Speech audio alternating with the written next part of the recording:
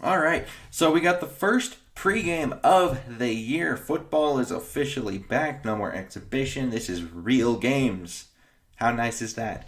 Now, the Vikings will be traveling to Cincinnati to take on the Bengals. And since it's the first week, obviously there will be no stats for this year. And I like to go over numbers usually, as people who are returning to the channel know. So we're just kind of going to go over a few from last year and then kind of talk about some changes and whatnot and what could change and what teams are looking to do maybe. Things like that. So offensively, the Cincinnati Bengals weren't too great. 29th in total offense and 29th in points per game, averaging 319.8 and 19.4 points per game. They're 27th in passing yards at 215.5 per game. They're 27th in sacks allowed at 48, 25th in yards per attempt at 6.5, 27th in touchdown percentage at 3.3, and 12th in interception percentage at 1.9. So the interception percentage actually isn't horrible, especially since Joe Burrow missed a good chunk of the year. Obviously, the touchdown percentage could be higher, but like I said, Joe Burrow missed a pretty good chunk of the year. That could alter that number pretty greatly. Now, they were 24th in rushing yards at 104.3, and this is another number that might have been swayed by injuries. Joe Mixon, their top running back, he's a really good running back. A lot of people don't talk about him, but he is a really good back. He only played in 6 games last year. So them being 24th in rushing yards, that could have something to do with it. They were 25th in yards per carry, and they were 25th in touchdowns as well, and 19th in fumbles. They were 30th on third down at 36.2%, and 30th in the red zone as well at 50%. Defensively, also not the best. 26th in total defense, 389.2 a game, 22nd in points per game at 26.5, 19th in passing yards at 241.2 allowed, 31st in sack percentage at 3.0, so obviously not sacking the quarterback much. They're 29th in touchdown percentage allowed, so they're allowing 5.9%, and they're kind of below average at 18th interception percentage, 2.0. They were, however, 29th in rushing yards, 148, 31st in yards per carry at 5.1, but only allowed 13 scores on the ground, which was actually good for 7th. So that's a relatively high number, despite those other ones being 29th and 31st. Now, they were 20th in third down percentage at 43.3%, and 24th in red zone at 63.8. Now, they only have one guy on the injury list, or at least that will have a status going into this game, and that is our good friend Trey Waynes, the corner. He is out with a hamstring. Now, on Minnesota's side, they have the 4th total offense from last year at 393.3. They're 11th in points per game at 26.9. 14th in passing yards at 250.6. However, 23rd in sack percentage at 7.0. You want to get that lower, obviously. They were tied for 3rd in touchdown percentage, though, at 6.8. However, 22nd interception percentage at 2.5. Another thing that was certainly altered by how Kirk Cousins started last year. They were 5th in rushing yards, 142.7. 4th in yards per carry at 4.9. Tied 6th for touchdowns on the ground with 20. And they were 24th in fumbles, having 22 of those things. Now, in third down percentage, they were 17th, 40.9. And they were 6th in red zone percentage at 71.2%, which is actually pretty darn good. Defensively, this is another one of these teams. They're both kind of looking to improve upon these numbers. Defensively, Minnesota was 27th in total defense at 393.3, 29th in points per game allowed at 29.7. They were 25th in passing yards allowed, 258.8, 27th in sack percentage at 4.1, 7th in interception percentage, though, at 2.8, but 26th in touchdown percentage at 5.5. Now, they were 11th on third down and in the red zone, allowing 39.5% on third down and 58.6% in the red zone. Now, their injury report is also quite small, it being week 1. However, kind of some larger, well, I don't know if they're larger, but they're certainly large names, with Barr and Darrisaw both out. Barr with a knee, Darrisaw with a groin. Now, we get to my stuff, the things I think. So offensively, I'm thinking you have to test their rush defense, albeit there are a ton of new faces and new names on that Bengals defensive line, just like there's going to be a ton on the Minnesota side. I think that ranking is low enough to where it's like, all right, you added guys. We think they should be good. Let's go see if they're good. So I would still say you got to test that rush defense kind of heavily. And I'm not sure if they're going to be using both Shelvin and Reeder, how Minnesota will be using Pierce and Tomlinson, where you're basically going double nose. We're putting 700 pounds of dude right in the middle on, first and second down. Let's see how you handle it. Or if that's more of like Shelvin's there to give Reeder a breather. And so they always have a fresh nose, which also isn't the worst idea. But if they're going to pass, I'm saying you need to throw outside the numbers, which I know with Jesse Bates, that might sound kind of weird because it's like, he's a really good safety. Why would you want to do that? Well, I'm not saying throwing go routes all the time because he is a safety, so he'll be able to get there. But what Bates allows them to do is play a ton of single high coverage because they trust Bates that much. Now, I don't know if that's going to change with Trey Waynes out, because when you play single high, what that does is that puts your corners outside on an island, and that makes the outside vulnerable. So essentially what we could do is a bunch of like kind of quick outs and comebacks and things of that nature. And with our receivers being Thielen and Jefferson, we should be able to get some yardage out of this. And I don't know if that's going to change, like I said, because Trey Waynes is out, and I believe Eli Apple is coming in, so I think it's going to be Chidobe Awuzie, Eli Apple, and I think Darius Phillips, if I know that roster correctly. I'm thinking that's how the top three corners are looking, so maybe they change that a little bit.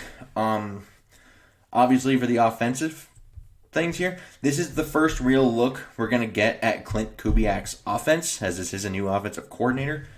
So hopefully there's more pre-snap motion. I do think we saw a little bit of that in the preseason, not a ton of it, but every once in a while I saw some pre-snap motion, whether it be just normal jet sweep motion, or every once in a while they kind of ran like an orbit motion kind of coming around the back. So we're going to see how much of a mainstay those kinds of things are. Kind of hoping a lot. And don't run on every 2nd and 9, please. That would be ideal.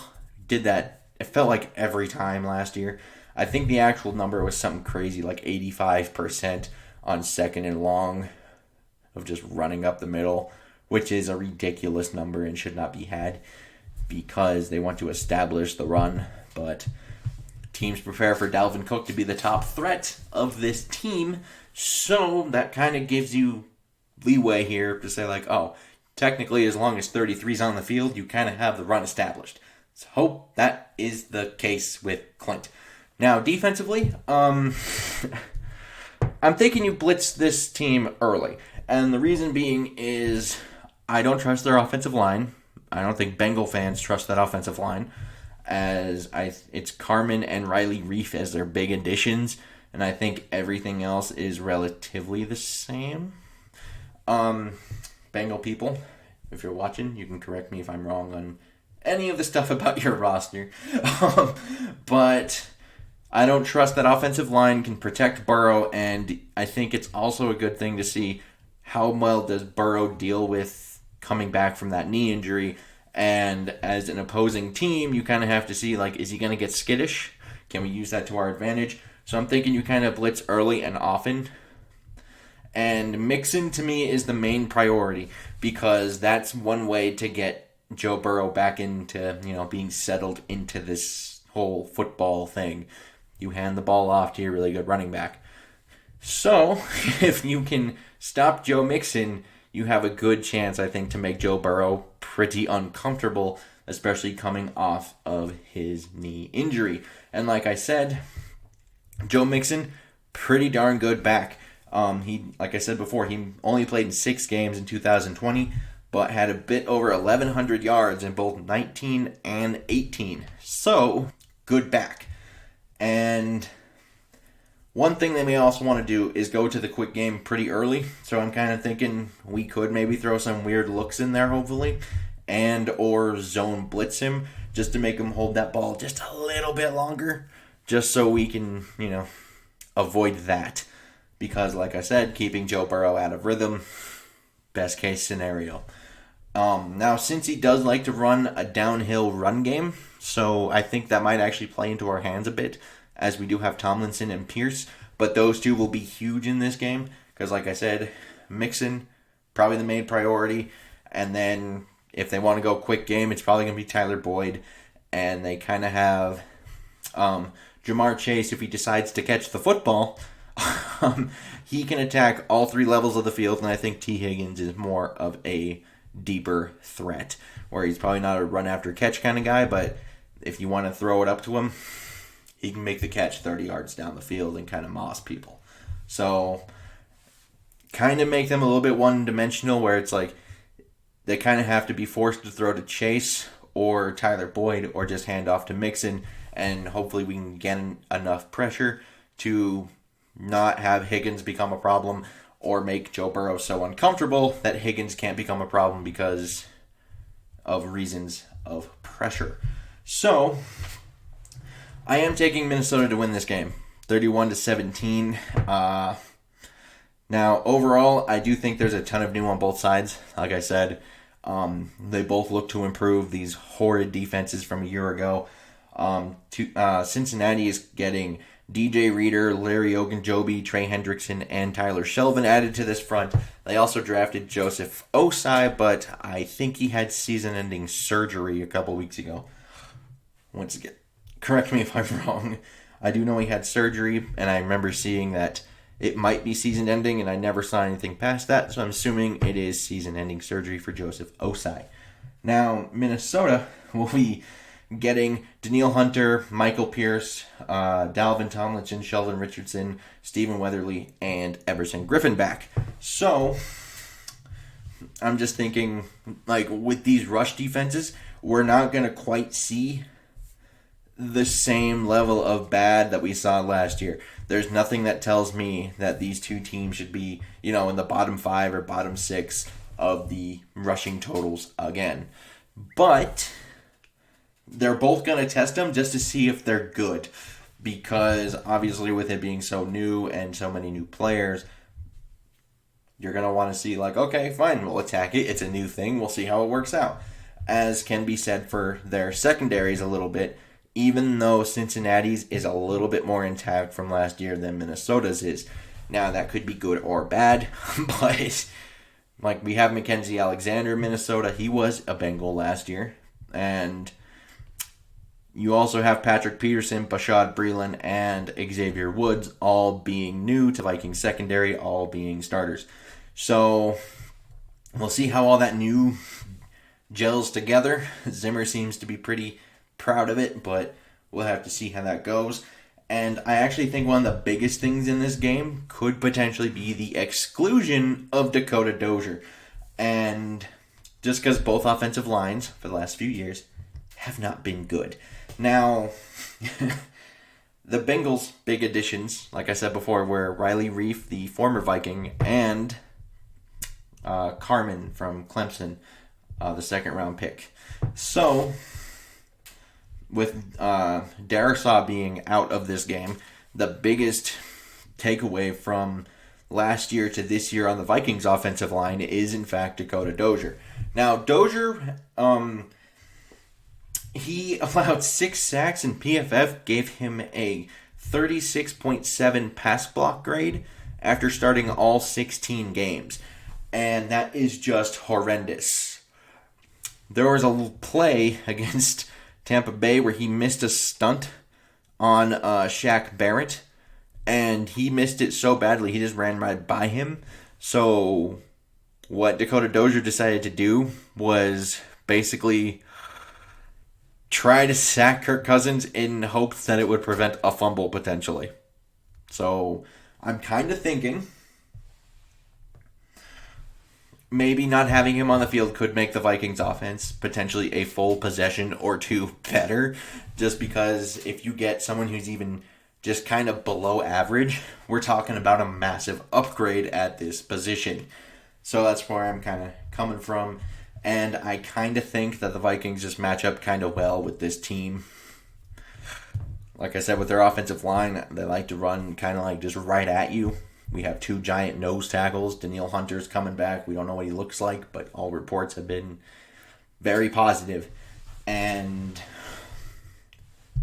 I'm just not sure how well they can actually block this defensive front, because this defensive front might actually be one of the best in the league.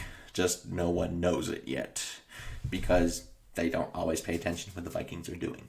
But that's fine. I'd like to know your guys' comments down below. Like and subscribing, super helpful. And until next time, I've been yelling at you.